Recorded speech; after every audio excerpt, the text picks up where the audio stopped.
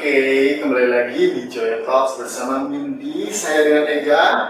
Halo, selamat datang di Joy Talks buat teman-teman sobis. Nah, kita tuh, khususnya tuh buat teman-teman tuh, kalau udah namanya sobis. Sobis. Betul, sobis apa? Belum tuh. Sobis tuh sobat Mindy. Oh, sobat Mindy. Betul banget.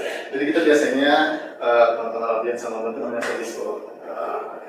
Jadi kali ini podcast yang akan dibahas oleh ini itu, dan itu salah satu podcast yang sangat inspirasi banget, inovasi, dan tentunya bakal menjadi solusi untuk teman-teman juga, mungkin adalah untuk pelaku UMKM agar terus berkembang di era digital.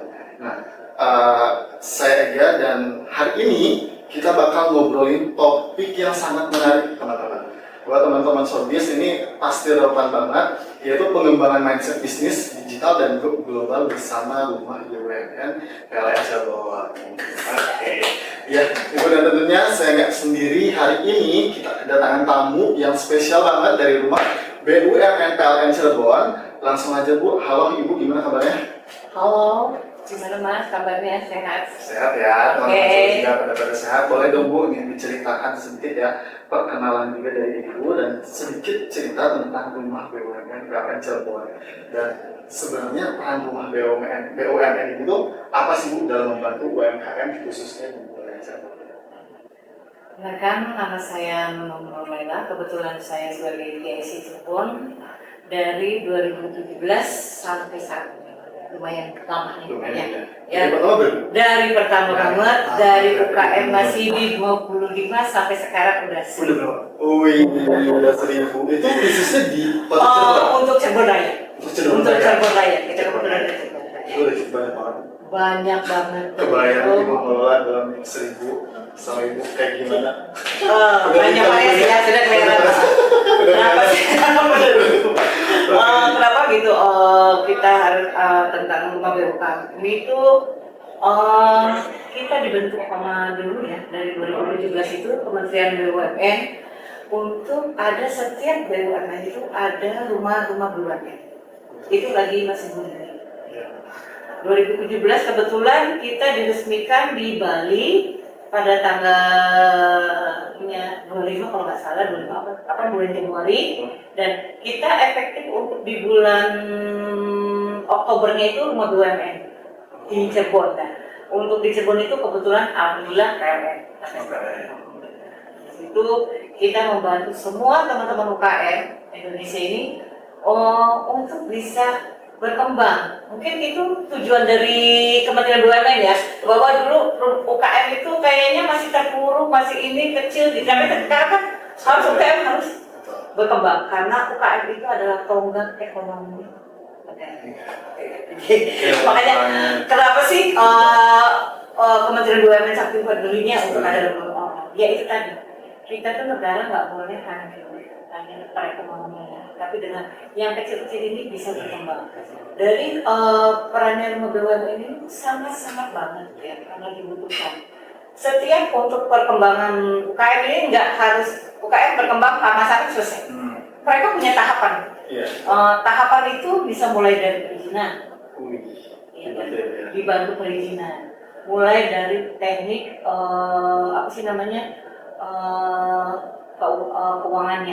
keuangannya, terus mulai dari pengemasannya. Gitu. Betul. Kalau pemasaran ini kita ngasih pemasaran kita kirim sampai ini tolong bisa kirim ke sini. Tapi kalau misal kemasannya itu nggak elok, nggak bagus. Itu penting banget ya? Ya, penting banget. Dari kemasan sudah selesai, tapi kalau perizinannya nggak ada, itu bahaya sekali. Betul. Sekarang ya kayak komplain customer seperti itu kan betul banget. Jadi kenapa sih kita harus membina, membantu teman-teman para UKM itu ya itu tadi, yang tadinya tidak tahu kita harus memberitahu. Dan sekarang teman-teman alhamdulillah mungkin untuk Kota Cirebon ini semua sudah berizin, mulai dari KIT, halal sampai ini. Alhamdulillahnya untuk Rumah BUMN ini kita masih pentahealth, termasuk pentahealth itu. Jadi pentahealth itu kita bekerja sama dengan pemerintahan, kita bisa kerjasama dengan stakeholder lainnya, kita bekerja sama dengan wartawan, kita juga bekerja sama dengan para bank. Jadi mereka bisa untuk berkolaborasi, mereka bisa mengembangkan tuh full gitu lah. Itu rumah BUMN, jadi nggak langsung selesai. Gitu. Jadi sana sini udah ada supportnya. Betul. Kita udah berkolaborasi dengan beberapa tadi, yang katakan Ibu, dan buat teman-teman lebih juga aku kita kan audiens dari beberapa atau misalnya yang baru nonton, ini nggak perlu khawatir ya, apalagi punya usaha, pengen dikembangkan bisnisnya.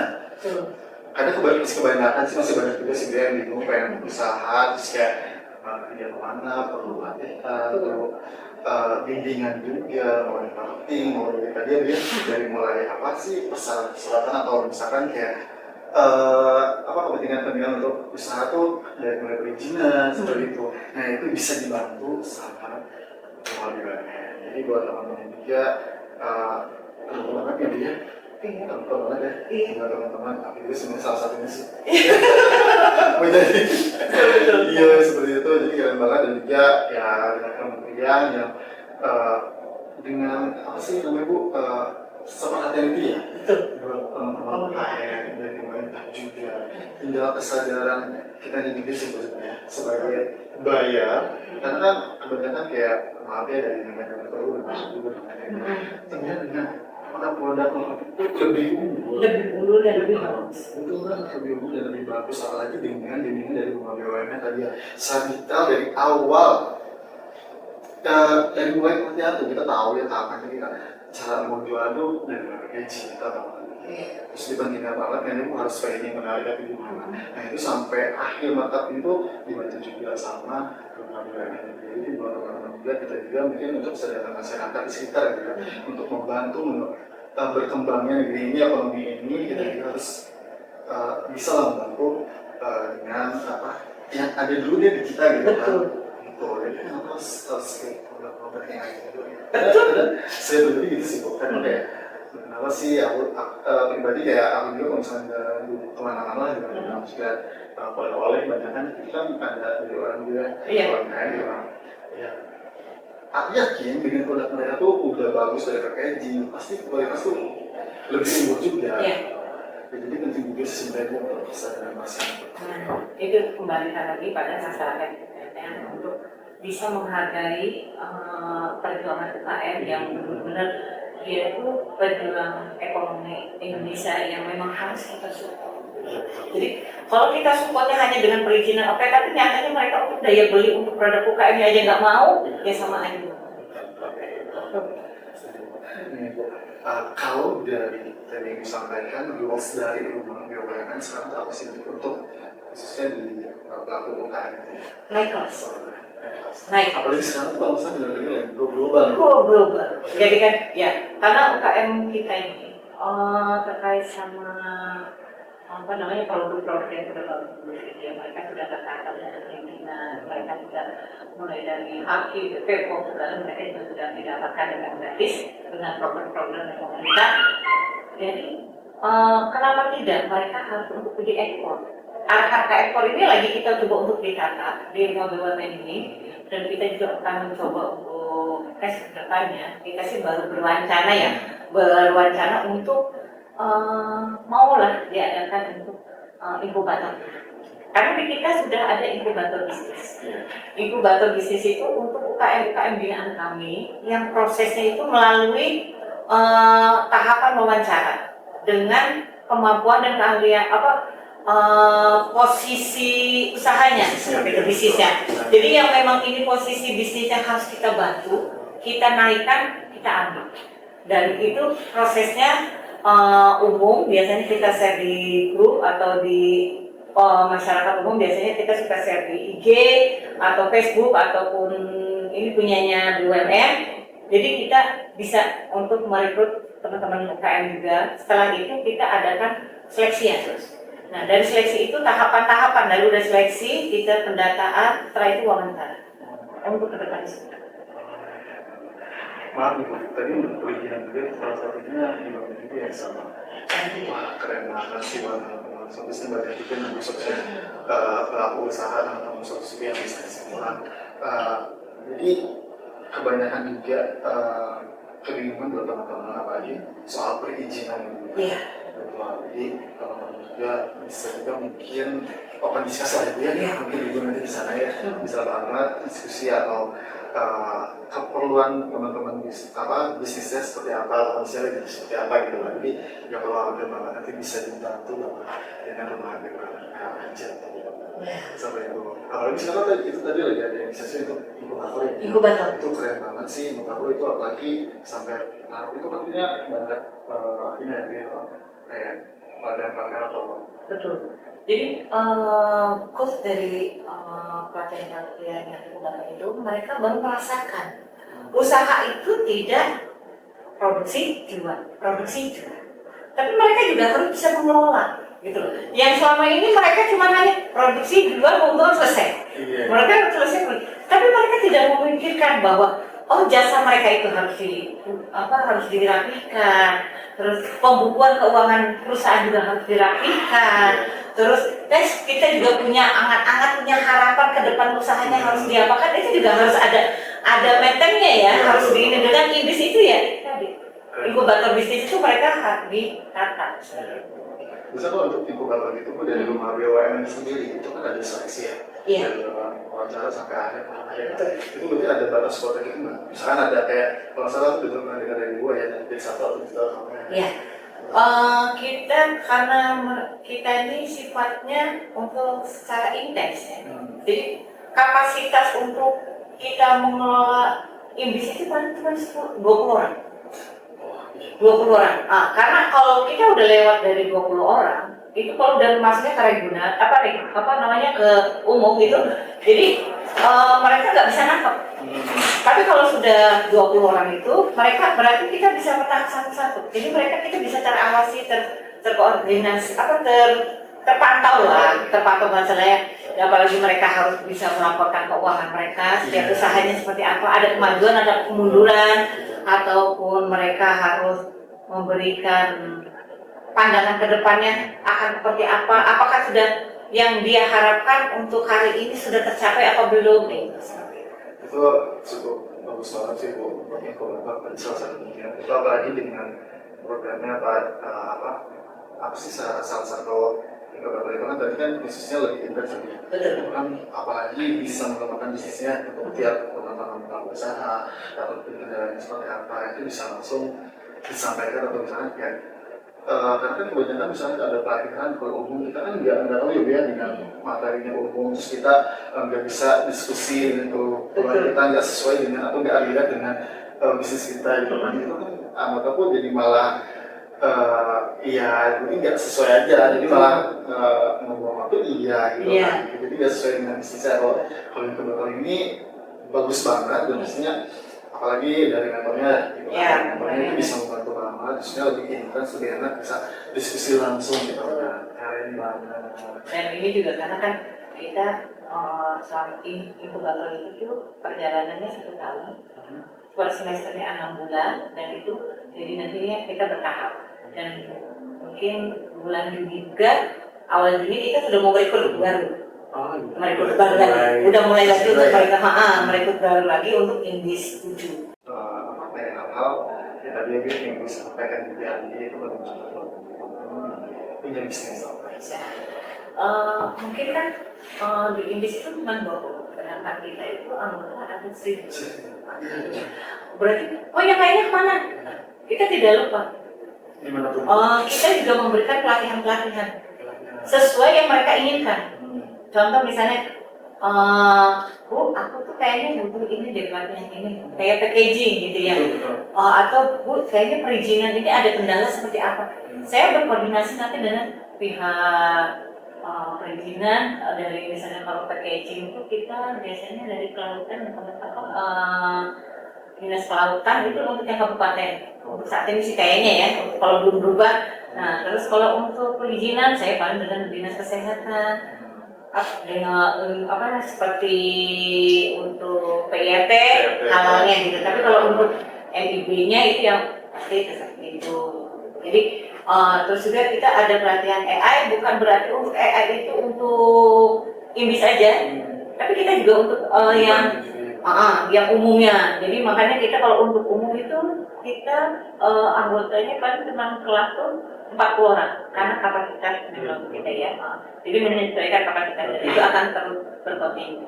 Jadi biasanya sebulan 2 kali kita akan adakan pelatihan untuk Kita dari sisi yang iya. bersaing kalau kenal sama Betul. ini juga dia dengan keperluan apa sih kita bisnisnya apa sebagai pebisnis itu lagi bingung kayak apa seperti itu ini ibu ada yang belum enak gitu. Iya, biasanya suka ide gitu kan. Nanti saya juga harus menampung dulu mereka ada berapa orang yang siap. Tapi kalau untuk sendiri mungkin kayaknya ya. Tapi kalau misalnya kita akan tampung dulu, nanti kita bikin kan ada kan sosialisasi. Disesuaikan dengan Disesuaikan.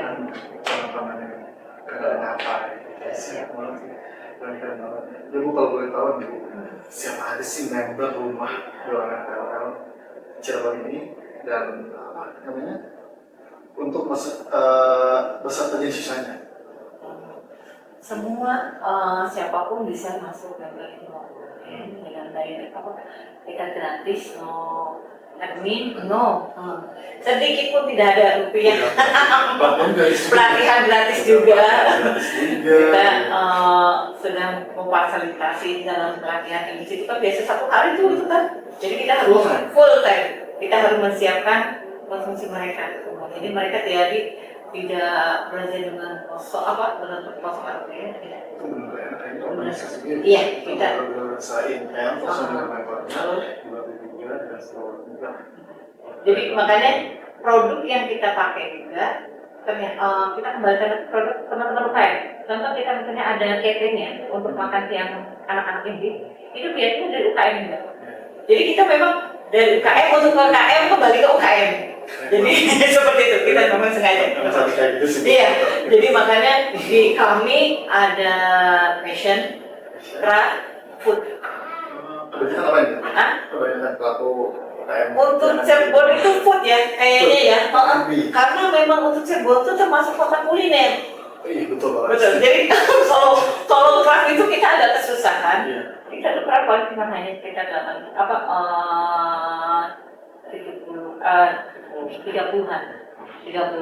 atau karena itu di sekolah craft itu makanya di luar itu lebih besar ya. betul. Karena memang kitanya sendiri tidak mungkin teman-teman udah pada saya udah kasih keluar jadi kita agak susah. Tapi kalau untuk food itu kita memang hampir 70%-nya kita. Berarti kalau aku nih, karena di sini kan kayak gini, tempat kuliner lah ya, Jawa. Ada nggak sih salah satu dari pelaku usaha dari ya, yang dikenal di kalangan masyarakat. Apa juga Siwang Aab. Siwang Siwang Aab itu udah kemana-mana, itu sampai Jakarta ya. Terus itu makanan untuk siwang itu bawang goreng. Oh bawang goreng. Bawang goreng, terasi dan bawang. Terasi dan bawang. Siwang itu terasi siwang. Nah, itu juga udah banyak. Siwang bawang goreng. Iya betul. Nah terusnya di sini tuh abu metro. Mungkin makanan-makanan basah yang suka dikesambi.